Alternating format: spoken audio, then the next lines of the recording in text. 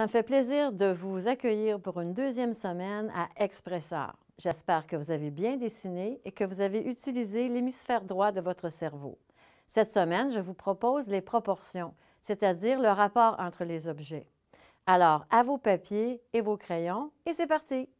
Je vous présente le matériel artistique dont vous pourriez avoir besoin tout au long des émissions. Je tiens dans mes mains un crayon mine, enfin un crayon graphite, avec un numéro 8B. Le numéro 8B veut dire que la mine est très tendre. Plus on est élevé dans les chiffres B, mieux c'est pour aller travailler le graphite et en faire un peu du modelé, si vous voulez.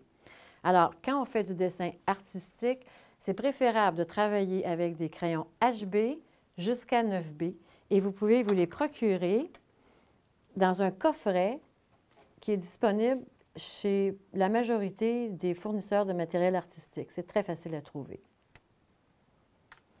En deuxième lieu, je vais vous présenter l'estompe. L'estompe, c'est un petit tortillon de papier qui est utilisé pour faire des dégradés avec le graphite. Je m'explique. Je prends mon 8B. Vous allez voir que le degré de tendreté est très élevé. Alors, j'ai fait une tache de noir. Je prends l'estompe et je vais étirer mon graphite pour en faire un dégradé. Je pourrais très bien utiliser mon doigt, qui peut servir d'estompe, mais la difficulté, c'est que je vais saturer mon papier et j'aurai de la difficulté de retravailler par-dessus. Alors, je préfère utiliser l'estompe comme telle, et l'estompe ne peut pas être aiguisée. Alors, je vais vous demander d'utiliser une petite plaquette de papier sablé. Est-ce que je peux me servir d'une feuille de papier sablé comme j'ai à la maison? Absolument, il n'y a pas de problème. Papier sablé, ça fait le travail, il n'y a aucun problème avec ça.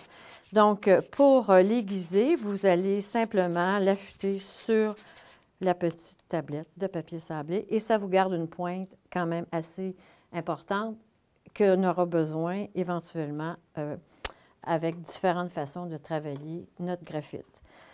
Un autre outil important, l'efface.